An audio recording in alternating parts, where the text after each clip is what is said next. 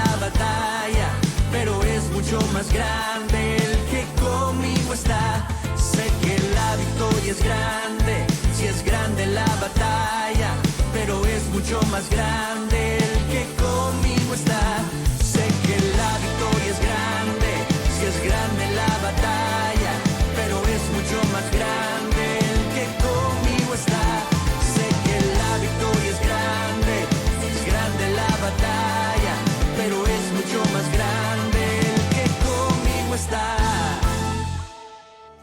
Qué bueno que estás viendo esta prédica. Has tomado una muy buena decisión y de una vez te digo que van a ser 3 prédicas sobre este tema.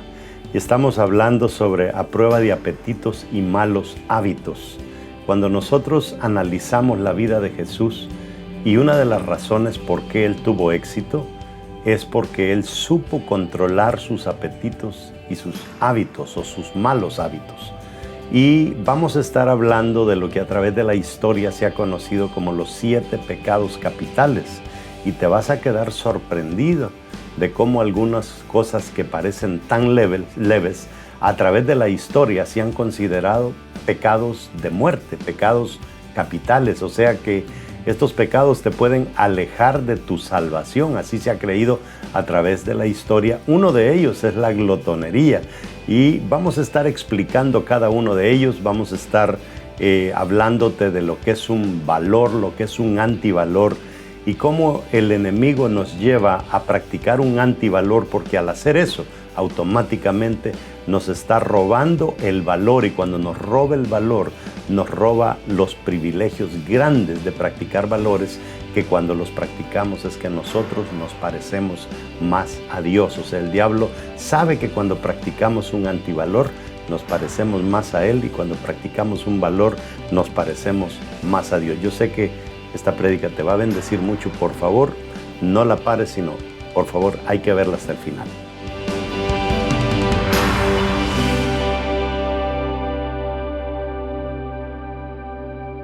Agarre su Biblia y diga conmigo, ¿está listo? La Biblia es palabra de Dios.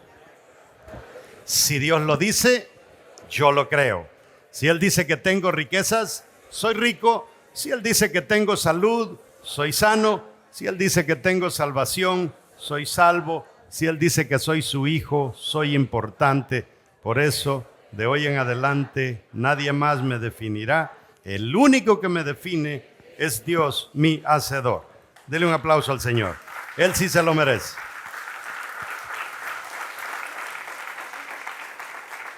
Ahora vamos a prepararnos. Démosle la bienvenida a la gente que nos ve en las redes sociales. Este culto lo ven más de 5,000 personas en las redes sociales. Y vamos a estar predicando sobre el tema a prueba de apetitos y malos hábitos. Eso va a ser lo que vamos a estar hablando el día de hoy. Y quiero que se vaya conmigo al Evangelio de Lucas, capítulo 4, verso 3. Dice la palabra, recuerde que estas 52 semanas vamos a estar hablando solamente de cómo Jesús, qué observamos en la vida de Jesús que le funcionó, que nos puede funcionar a nosotros. Dice el verso 3 del capítulo 4 de Lucas. Entonces el diablo le dijo, si eres hijo de Dios, di a esta piedra que se convierta en pan. Siéntese, vamos a hablar un poquito sobre los apetitos del ser humano. Nosotros, dentro de nosotros, sin que nos demos cuenta, tenemos 4 vientres, 4 estómagos que tenemos que llenar. En sí vienen a ser casi 5. Tenemos un estómago espiritual, nos da hambre espiritual. Tenemos un estómago mental, nos da hambre mental de andar pensando en cosas. Tercero, tenemos un vientre que tiene que ver con pensamientos. Un vientre que lo queremos llenar de ideas y pensamientos. Y después tenemos un cuerpo corporal que lo queremos llenar de satisfacciones humanas. Pero Hay un cuerpo por ahí que es el más peligroso de todos, que es el cuerpo de la voluntad, que nuestro cuerpo siempre quiere hacer lo que le da la gana y llenarse de lo que le da la gana en todos los sentidos. Entonces, gobernar este caballo que usted tiene allá, no a su lado, sino en usted, no es fácil. No es fácil, es difícil. Y el problema es que se necesita entender esto, de que mientras nosotros no aprendamos a gobernar, si nosotros no aprendemos a sujetar los apetitos de nuestro pensamiento, si no aprendemos a sujetar los apetitos de nuestros sentimientos y no aprendemos a sujetar los apetitos de nuestra voluntad y no aprendemos a sujetar los apetitos de nuestro cuerpo, nunca vamos a interesarnos en satisfacer los apetitos espirituales, porque para nosotros no tienen sentido, porque somos carnales. Y por eso la palabra nos habla que el primer Adán nos metió en problemas porque dice que era alma viviente. Y el segundo Adán, pues él sí nos puede ayudar porque dice que es espíritu vivificante. En otras palabras, la tarea de Jesús y la tarea del Espíritu Santo es en darle de comer a nuestro espíritu. Pero ¿quién le va a querer dar de comer a su espíritu cuando lo único que piensa en el día son cosas malas? Lo único que hace es meterse sentimientos malos y lo único que hace todo el día es querer satisfacer los apetitos de su cuerpo. ¿Cuándo le va a quedar tiempo para el espíritu? Y eso es bien importante y no se arregla eso en un culto. No se arregla con que usted venga a una reunión y alguien le imponga la mano y sintió bonito. Al salir de la puerta usted va a seguir siendo el mismo si usted no ha aprendido a gobernarse a usted mismo. Y entonces el problema es que hay varios problemas en esto. Mire, yo en este momento ni estoy predicando el mensaje que usted tiene ahí. Porque me llama mucho la atención el verso que leímos, porque dice, entonces el diablo le dijo, si eres hijo de Dios. Nosotros hacemos énfasis en la segunda parte del verso, di a esta piedra que se convierte en pan. Nosotros ponemos el énfasis en que el diablo reta a Jesús a que haga un milagro. Pero eso no es lo que el diablo está haciendo en ese versículo. Lo que el diablo está haciendo es minando la identidad de Jesús. Si en verdad eres hijo de Dios. O sea, lo que el diablo le está diciendo a Jesús es, a mí me quedan las dudas de que tú verdaderamente eres hijo de Dios. Eso dice, si en verdad, o si eres hijo de Dios, si en verdad, dicen otras versiones. O sea, el diablo quiere minarle la cabeza a Jesús de que él no es quien él dice que es. Que él no es quien la palabra dice que es. Que él no es quien Dios dice que es. Entonces, ese es un problema tremendo porque cuando una persona entró en duda de quién es, va a comenzar a querer llenar esos apetitos con cosas contrarias a lo que debería estar escuchando. Entonces, cuando alguien me robó mi identidad, que yo comienzo a creer que soy quien yo no soy, entonces yo comienzo a cultivar ese yo soy que aprendí a creer que era, que en realidad no soy. Y voy a comenzar a alimentarme de cosas negativas como el odio, el resentimiento, la venganza y tantas otras cosas.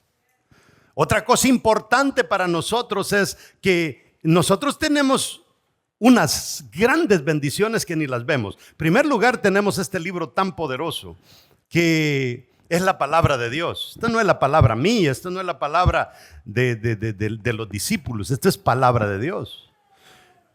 Tenemos la iglesia, que las iglesias, aunque de vez en cuando se cojea de una cosa o de otra, Dios está ahí y hay siempre un liderazgo deseoso de ver cómo ayuda a las personas. Tercer lugar, tenemos un Espíritu Santo que dice la palabra que mora en nosotros. Entonces, estamos bien, o sea, Dios está haciendo su parte. El problema es cómo nosotros estamos entendiendo este asunto del evangelio. Muchos de nosotros lo entendemos como voy, ¿verdad? Y no sé, quiero quitar esta carga de mí, o sea, no me sentiría bien si voy a otro lado, voy a ir a la iglesia, pero no vienes con los objetivos correctos. Entonces, cuando tú no vienes, yo quiero que usted se ponga a pensar en una cosa. ¿Cómo estás viviendo la iglesia? ¿La estás viviendo como que fuera un club donde tú vienes y simplemente, no, es que ahí están mis amiguitos y es que allí los veo y jugamos y esto y hablamos y charlamos? Después de ahí salimos a comer y como que al ir a comer es donde está la cosa buena. Y esa es una manera de nosotros ver la iglesia. Pero también hay otros que ven la iglesia como un hospital. Dicen, no, es que yo voy a la iglesia, allí es donde está el doctor de los doctores, él me puede sanar y si él me sana, perfecto, yo me arreglo. Y el problema es que cuando tú ves la iglesia como un hospital, la mayoría de personas cuando ya están sanos se dan de alta a sí mismos, ni esperan que el doctor les dé de alta. Dicen, no, yo ya no necesito, o sea, ya estoy bien, yo ahí voy a venir una vez al mes porque con eso es suficiente. Y no funciona así la cosa. Pero hay otros que ven la iglesia como su casa. Y cuando tú ves la iglesia como la casa, esa es la actitud que Dios espera en cada uno de nosotros. La casa donde yo vengo y yo sé que es la casa de Dios, es mi casa. Y hay muchas otras maneras de que tú puedas ver la casa de Dios. Y el problema es que cuando tú vienes a una iglesia, aunque tú no lo entiendas, tienes que entender el principio que Dios nos enseña de la siembra y la cosecha. Junto con ese principio de la siembra y la cosecha, la palabra nos enseña otro principio siempre de la semilla, porque usted tiene que entender que la Biblia es un libro agrícola. La Biblia es un libro ganadero, o sea, Israel fue agrícola y fue ganadero toda la vida. Eso es lo que ellos hacían.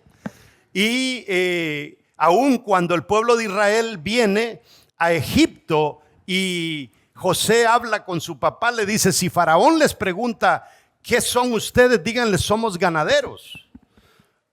Por eso es que los sueños que vio Faraón eran vacas, los sueños que vio Faraón fueron espigas. Entonces nosotros debemos de entender de que Dios hablaba con gente que tenía un gran conocimiento agrícola, por eso va a haber un vocabulario agrícola. Entonces, la palabra nos enseña a nosotros el principio de sembrar la semilla. Y ese principio es bien importante porque sembrar una semilla quiere decir plantar. No puede haber una siembra sin plantación. Cuando Dios siembra una semilla en ti, ¿dónde la sembró? Si Dios la sembró aquí es porque Dios te quiere plantar aquí. Si no, la hubiera sembrado en otro lado. Ahora usted dirá, bueno, Dios plantó la semilla mientras yo estaba en el sofá viendo un programa en la televisión. Allí me quedo en el sofá. No, busque un lugar donde Dios lo vaya guiando para que usted eche raíces ahí, porque le voy a decir, esta es una serie que voy a predicar y me estoy adelantando un poquito, creo que va a ser allá por el mes de julio, y tiene que ver con el sembrar la semilla, regar la semilla. Cuando usted va a sembrar una semilla, hay dos cosas que se hacen exactamente de la misma manera, sembrar y sepultar. Si usted va a sepultar un cuerpo, abre un hoyo y lo mete. Si usted va a sembrar una semilla, abre un hoyo y la mete. La diferencia es que la semilla se espera que se riegue. Si no hay riego, la semilla no va a brotar. Y usted tiene que entender que yo en mi vida jamás he visto una semilla regarse así sola. Siempre hay alguien que la riega. A mí se me pudren algunas flores, se me pudren a veces algunas orquídeas porque yo sé cuánta agua tengo que agregarle y cuando yo no estoy, alguien me le mete más de la cuenta y cuando regreso están podridas. Porque yo entiendo cómo trabajan las orquídeas, pero hay otras personas que no lo entienden. Entonces, Dios te pone en una iglesia porque necesita ser regado. Porque estamos hablando de que hay que quitar apetitos de nosotros. La clave de nosotros, una de las claves es que Cristo haga el milagro en nosotros de quitar nuestros pecados para que el Espíritu Santo venga a vivir en nosotros. Pero otra clave es bien importante, que el Espíritu Santo se sienta bienvenido a tu casa. Porque si tú no vas a limpiar tu casa y tienes que tener cuidado con cómo tú nutres tu mente, cómo tú nutres tus sentimientos. Yo estoy metido en el tema de hacerle la guerra a los plásticos y estoy haciendo bastante. Vamos a hacer 1,600 casas de plástico al año.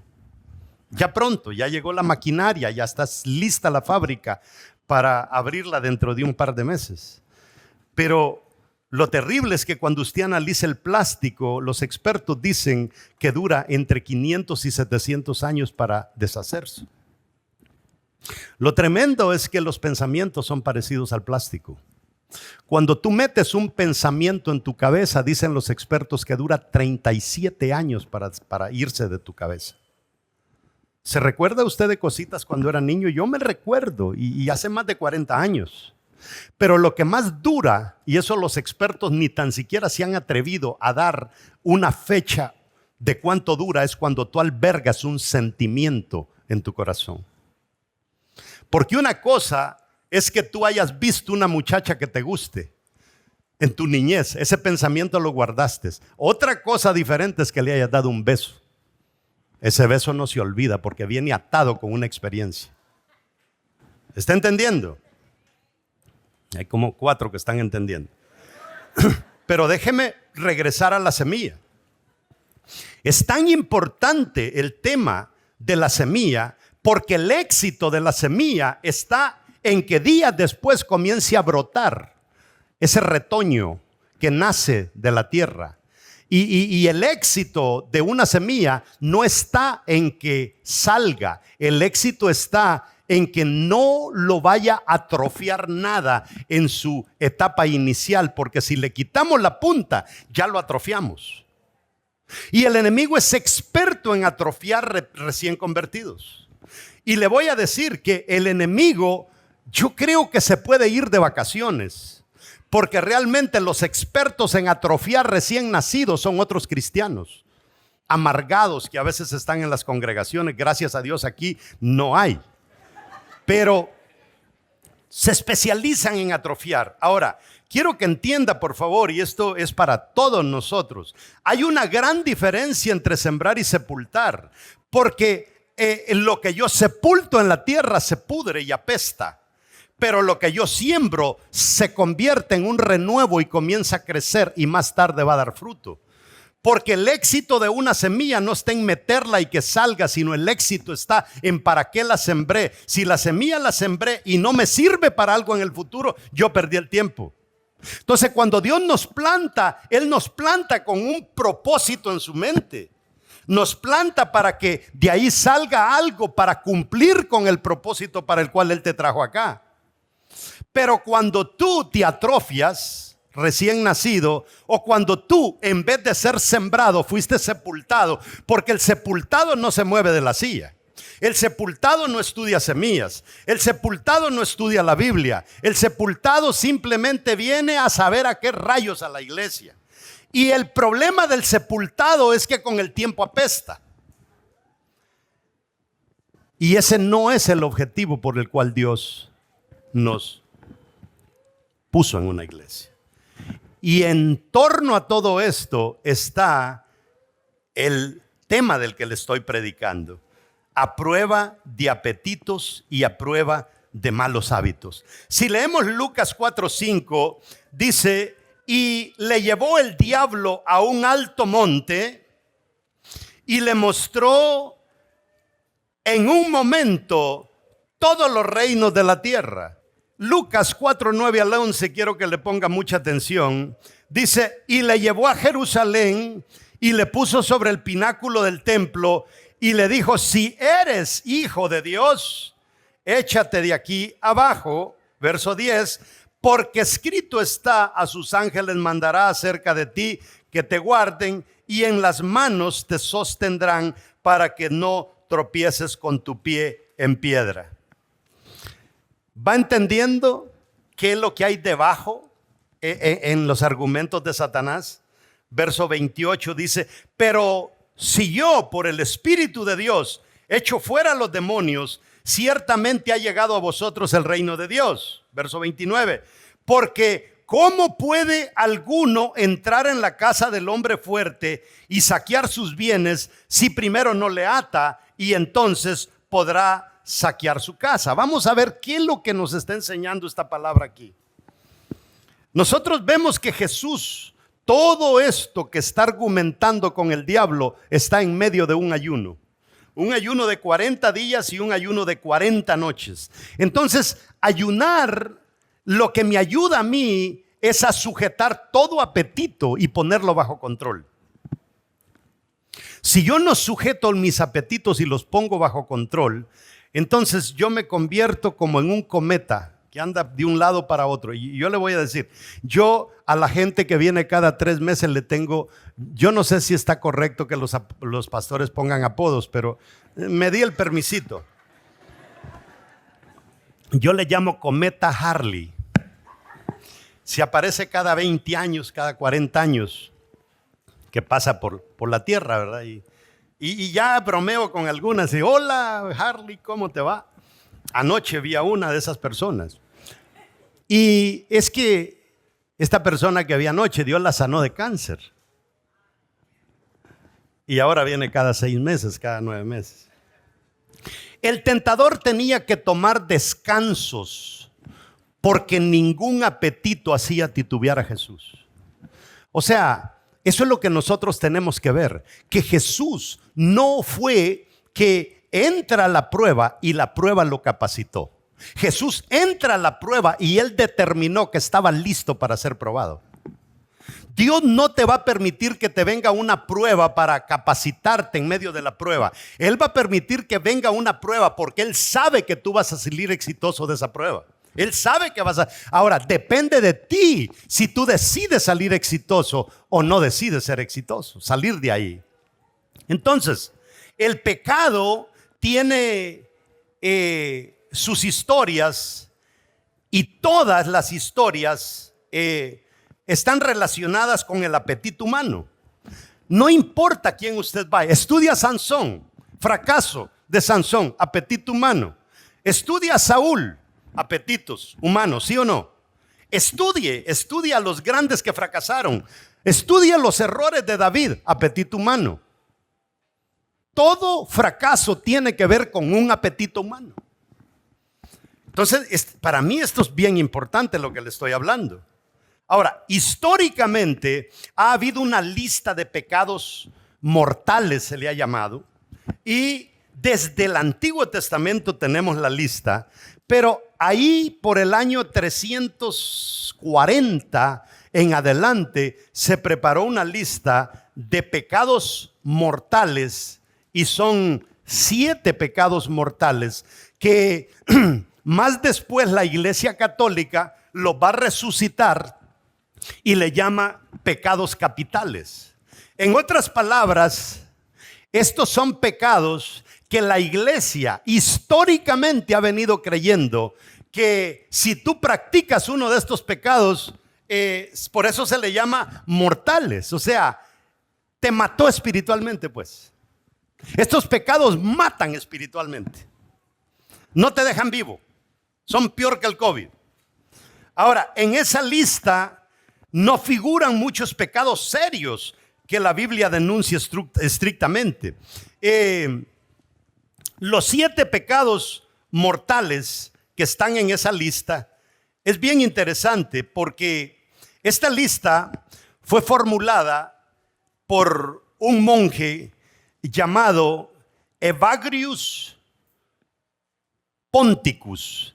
Y él vivió entre el año 345 y el año 399 en un desierto egipcio. Lo que él hace es que se va a recolectar históricamente los pecados. Recuerde usted que ahí todavía la Iglesia Católica no había nacido. O sea, no podemos decir que este señor viene de ahí porque fue después del año 350 que Constantino comenzó a convertir esta cosa y llevó sus años para que la iglesia primitiva se fuera convirtiendo en lo que ahora conocemos como la Iglesia Católica. Ahora, él hizo una lista de 8 pensamientos diabólicos y después terminó culminando solamente en 7. Fue ahí en el año 590 que el Papa Gregorio I encontró la lista y continuó promoviendo esta idea a través de la iglesia. Entonces, como a nosotros los evangélicos todo lo que huele a católico hay que desecharlo, pues desechamos la lista también. Pero esta lista no tiene nada que ver con el catolicismo. Esta lista tiene que ver con la palabra de Dios. Entonces, se desarrolló toda una teología del pecado a la que se sumó a un escritor que algunos de ustedes estudiaron, leyeron algunos libros de él, que se llamó Dante Alighieri.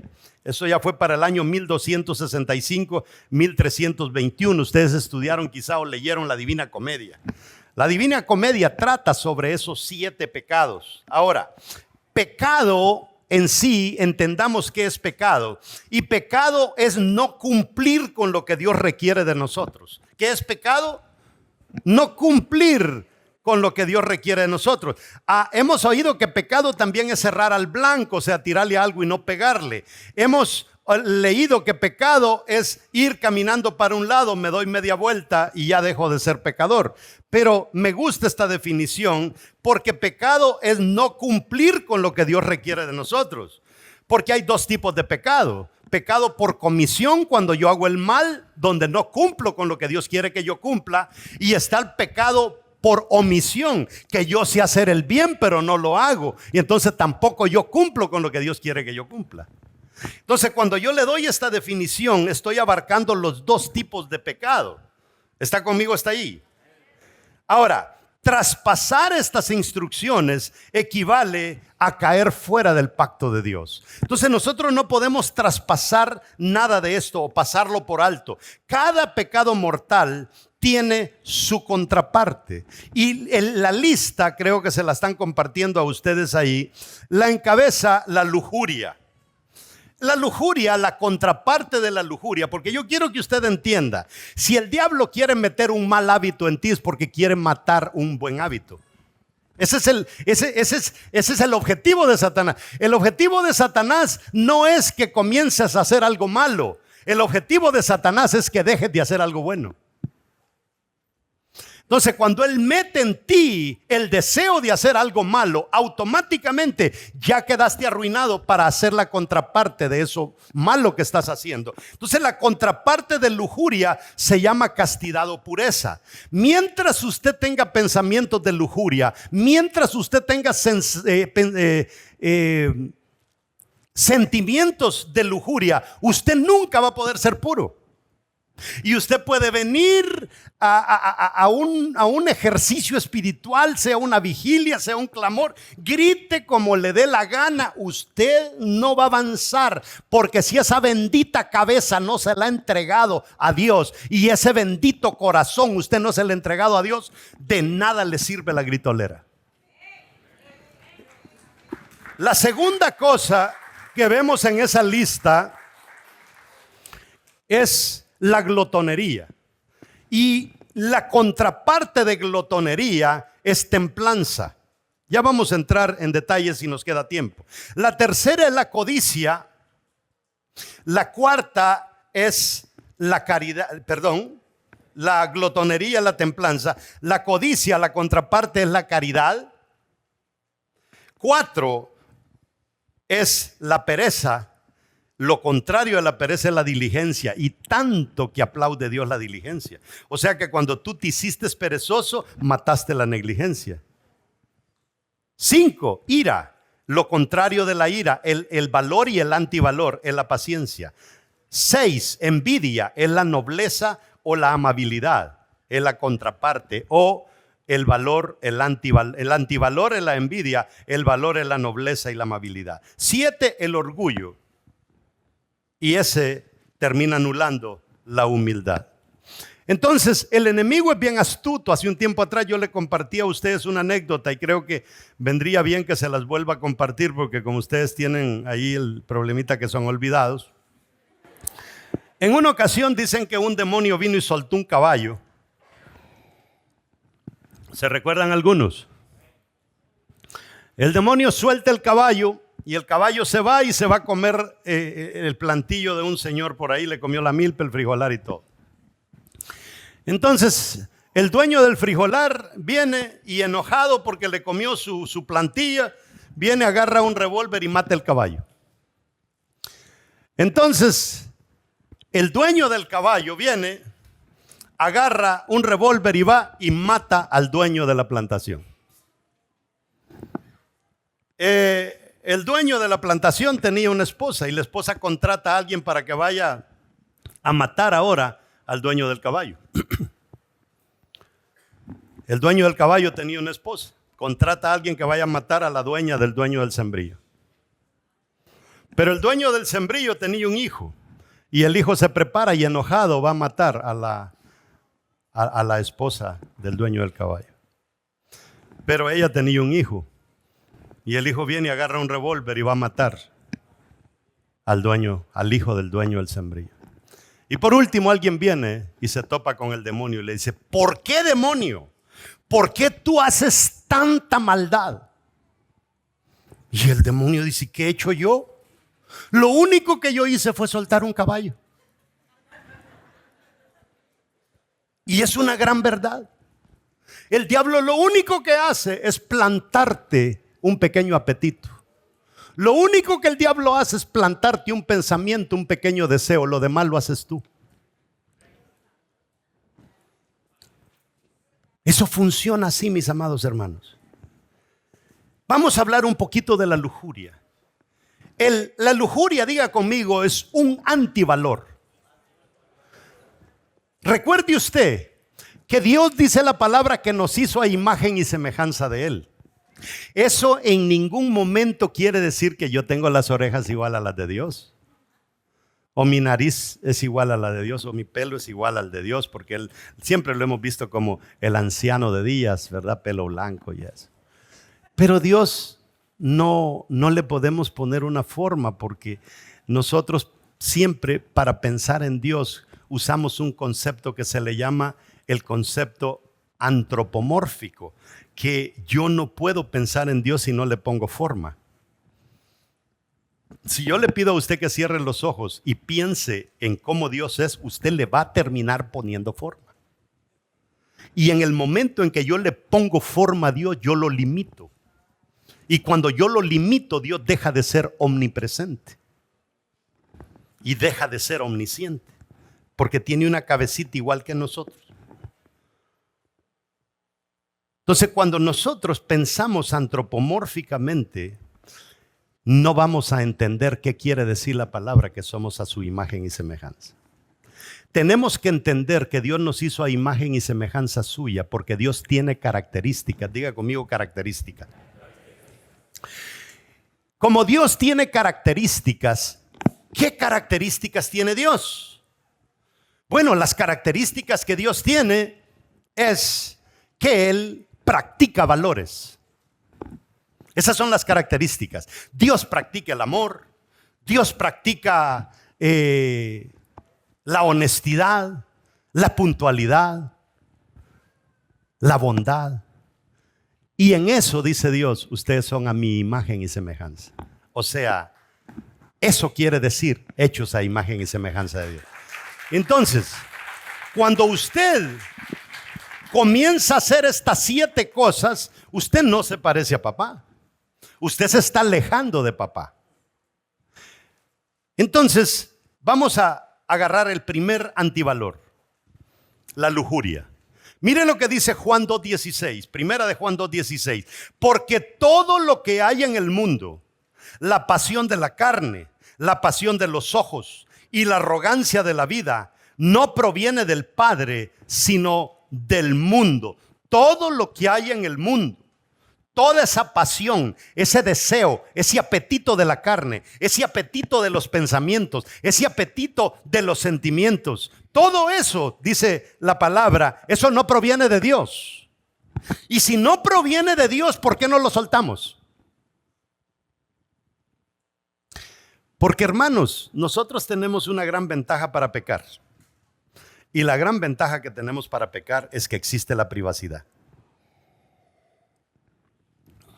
Lo lindo del caso es que cuando tú te hiciste evangélico, el Espíritu Santo vino a morar en ti. Y ahí tenés una cámara 4K. Grabando todo lo que estás haciendo a toda hora, aunque te metas en un búnker como los que se meten allá en Israel ahora que están bombardeando. Ahí te ve Dios y ahí te alcanza Dios. Y por eso es que a veces nosotros nos damos cuenta de algunos pecados. Y por eso es que algunos de ustedes dicen, yo no sé el pastor por qué permite que fulano pase a cantar arriba y esté en pecado. Y yo qué sé. Yo no sé nada. Cuando me doy cuenta, entonces uno actúa. Pero ¿qué pasa entonces con el pecado encubierto? Ah, sencillo, Dios lo sabe. Y aunque el tipo se mate aquí al frente, no le fluye nada. Porque Dios lo metió en disciplina. Eso trabaja así. Entonces, sencillo, cuando algo no fluya, algo malo está pasando. Ahora, el antivalor se llama lujuria. Pero el valor que nosotros rescatamos cuando le ponemos paro a la lujuria, ese valor se llama castidad, se llama pureza. Ahí está en Primera de Juan capítulo 3 verso 3. Está Juan hablando en la misma línea. Y todo el que tiene esta esperanza puesta en él, dice, se purifica así como él es puro. ¿Qué quiere decir? Jesús tenía este valor de la pureza. Jesús tenía este valor de la castidad. No se lo dejó quitar por el diablo. Yo le digo, si History Channel hace pedazos a Jesús. Que Jesús vivió con María Magdalena, que no sé qué, que tuvieron una hija, que la hija se vino para Roma y después de Roma se fue a vivir a Francia. Todo, hasta los pasos le han seguido a la bendita hija. Es tremendo cómo el mundo quiere achacarle a Jesús cosas que él no hizo. Pero ¿sabes lo lindo cuando alguien te quiere achacar a ti cosas que tú no hiciste? Es que nada te detiene. Nada te detiene. Aunque hablen de ti, aunque murmuren de ti, aunque te tiren piedras, no van a prevalecer esos esfuerzos. Por eso es que el evangelio sigue creciendo y sigue creciendo y sigue creciendo. Hay algo que yo quiero compartir con ustedes y la verdad es que no tengo los versículos en este momento, pero si me dan un tiempecito, tal vez se los encuentre. Pero yo quiero darle una esperanza bien bonita a usted. Déjeme ver si se lo encuentro, porque yo tomo notas de todas esas cosas. Y aquí está. Ajá. Quiero que lea conmigo un versículo. Hechos 41:19. Pero recibiréis poder cuando haya venido sobre vosotros, ¿quién dice? ¿Qué es lo que recibimos cuando el Espíritu Santo viene en nosotros? Poder. Y me seréis testigos. Oiga, la esperanza de Jesús. Jesús comienza a hablar y dice, me seréis testigos en lo más importante del evangelio ahorita, porque aquí murió Jesús. Me seréis testigos en Jerusalén. ¿Qué más dice? Y me seréis testigos afuera de Jerusalén, que es Samaria. Y por último dice, me seréis testigos hasta en los confines de la tierra, pero eso es como en tercer lugar. Amados hermanos, nosotros estamos, diga conmigo, nosotros vivimos en los confines de la tierra. Ahora quiero que lea conmigo. Quiero que lea conmigo algo profético que es para nosotros hoy en día. Isaías 41:9.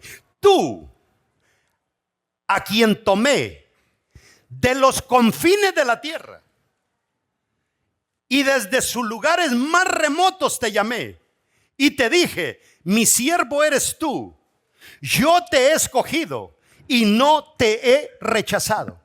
¿Qué es lo que está diciendo Isaías proféticamente? Que va a llegar un momento que la respuesta de Jesús no va a estar en Jerusalén.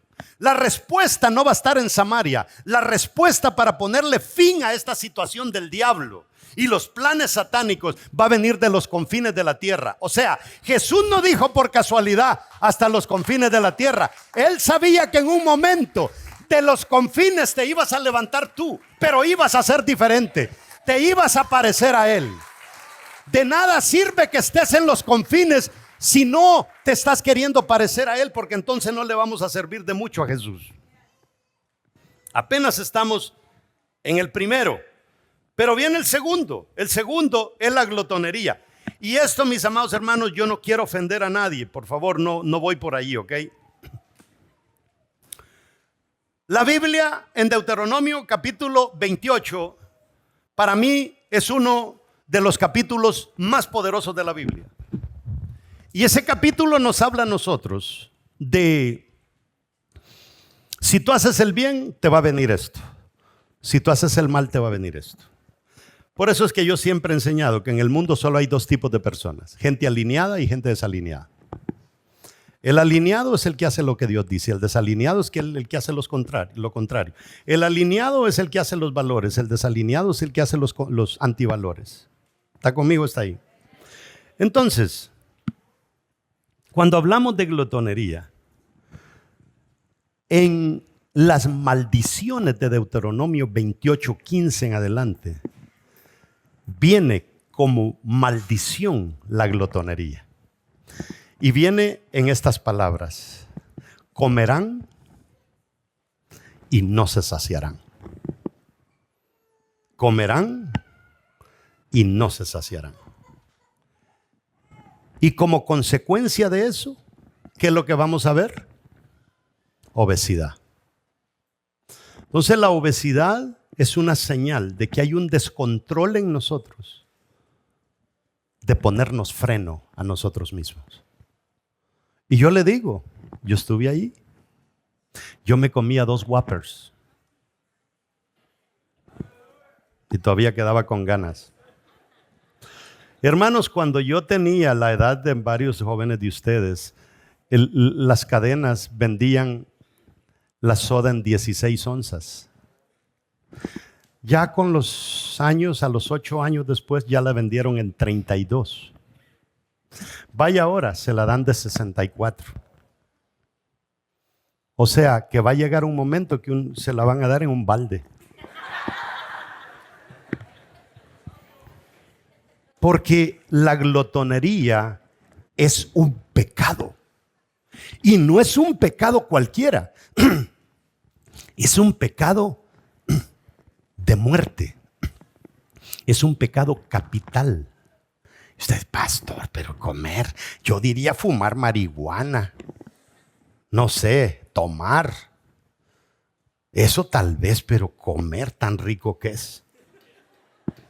Es que el problema no está tanto allí. El problema es el antivalor. Es el valor que estás matando. Mire lo que dice Proverbios 23:2. Y pon cuchillo a tu garganta si tienes gran apetito. Oiga, lo dice la palabra. Ya me imagino usted cuando le venga el apetito: alcanzame el cuchillo, hija. Y se lo pone usted aquí. Tragás y te lo meto.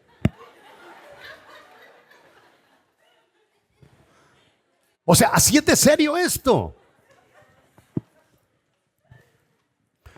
El valor que estamos matando se llama templanza o autocontrol.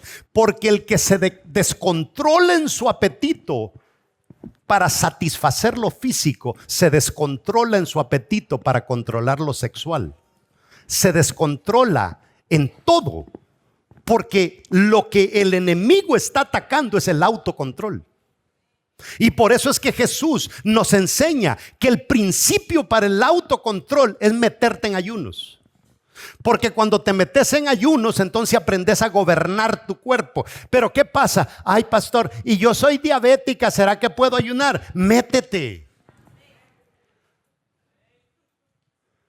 Es que si yo no me pongo la insulina, a mí me va mal. Es que por ahí es donde va la cosa. Si el cuerpo de nosotros, si tú haces ejercicio, si tú aprendes a comer bien, si aprendes a amortiguar tus sentimientos correctamente y aprendes a medicarte bien, tú puedes deshacerte de la insulina, de los problemas de la diabetes. Pero no se nos va la diabetes porque no nos cerramos la trompa. Sí, de verdad. Ahora, 2 Timoteo 1:7 dice: Pues Dios dice, no nos ha dado. Se recuerda que la semana pasada tocamos este versículo, pero le sacamos otro contenido. Yo solo quiero sacarle el contenido en medio de eso. Dice, pues Dios no nos ha dado un espíritu de timidez, sino, ¿qué dice al final? De dominio propio. Dominio propio. Esa babosada de que no sé si ir a la iglesia hoy o no, domínese. Dese una orden, párese, métase a la bañera, cepíllese los dientes, póngase la ropa y vaya a la casa de Dios. Sí, es que tenemos que aprender a gobernarnos a nosotros mismos. No le vaya a pasar la de aquel que dicen que le agarró la tarde, llegó todo lento a agarrar el tren, y cuando él llegó el tren se había ido, agarró un leño y se puso a darse él solo y decía, lento, tonto, y se pone a castigarse él solo. Por eso te dejó el tren. Póngase a hacer eso usted de ahora en adelante. Dese duro a usted mismo. Es que, hermanos, usted tiene que aprender a tener diálogos con usted mismo. Sí. Mano, si usted pesaba 100 o 240 libras y ahora pesa 210, vaya al espejo y diga qué chula estás. Estás haciendo un gran trabajo. Mira, antes estabas así, ahora estás más aceptable. Y sígale, tírese piropos a usted misma, porque quien nos quiere tirar leños sobran. Entonces uno tiene que decir qué chulo estás, canosito, pero...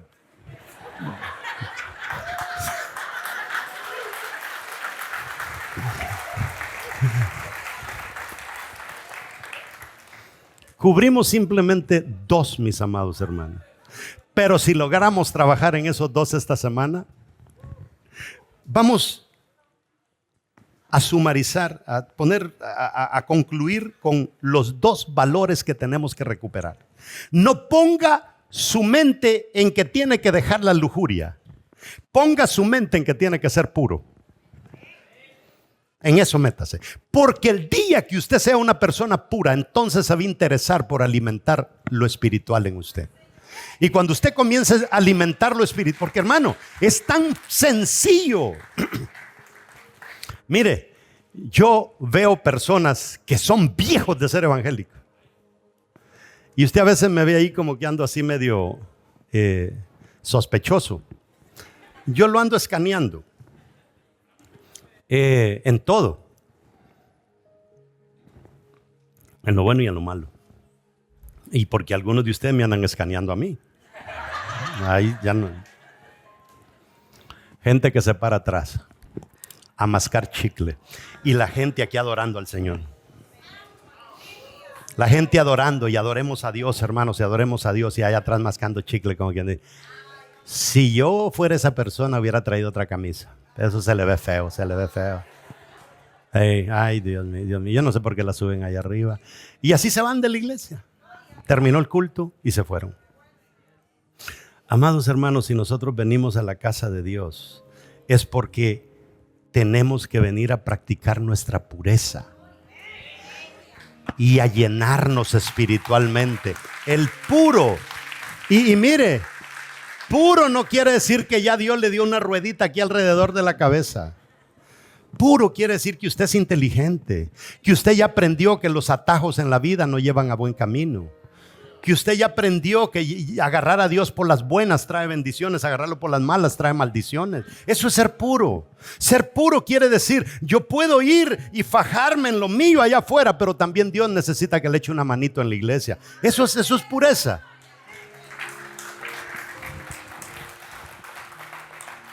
Y la segunda cosa que aprendimos hoy es recuperar el autocontrol.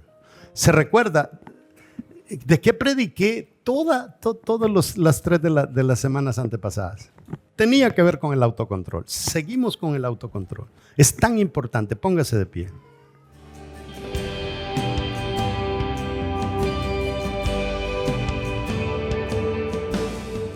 No alcanzamos a cubrir los 7 pecados de muerte o 7 pecados capitales, pero sí vamos a cubrir los otros 5 la semana que viene. Y estos son 7 que a través de la historia se han venido guardando como pecados capitales, pero también hay 7 que el libro de Isaías nos muestra que eso va a ser una tercera prédica. Pero culminamos esta prédica hablando sobre la lujuria y lo interesante que es entender que la lujuria tiene que ver como cuando tú quizá, mira lo que dice el versículo, 1 Juan 2:16, porque todo lo que hay en el mundo, la pasión de la carne, la pasión de los ojos y la arrogancia de la vida, no provienen del Padre, sino del mundo. O sea, la lujuria tiene que ver con el hecho de nosotros mantenernos conectados con el viejo hombre.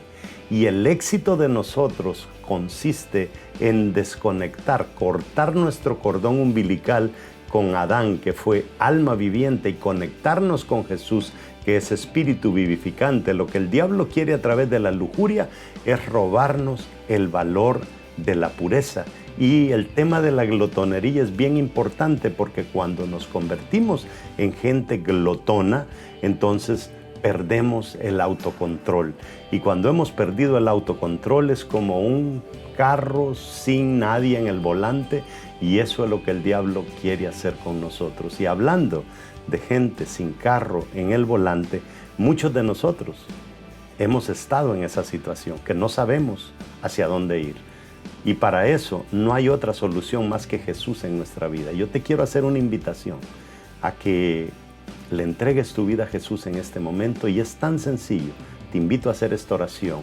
Simplemente repite conmigo, y cuando hayas terminado la oración, tú has cambiado el rumbo de tu vida. Di conmigo: Señor Jesús, reconozco que soy pecador, pero también reconozco que tú has dado hasta la última gota de tu sangre por mi salvación, y en este momento te pido que perdones mis pecados. Y gracias, Señor, por sacarme del camino al infierno y ponerme en el camino a vivir una eternidad con mi Padre Dios. Gracias te doy en el nombre poderoso de Jesús. Amén. Si tú hiciste esa oración por primera vez, por segunda vez, te has conectado con Dios, donde quiera que estés, y no tienes acceso a una iglesia Vida Real, entra en contacto con nosotros. Y ahora sí, ya tenemos nuestra iglesia en línea, y con todo gusto te vamos a estar atendiendo y te vamos a ayudar en tu crecimiento espiritual. Por favor, no te desconectes de Dios en ningún momento.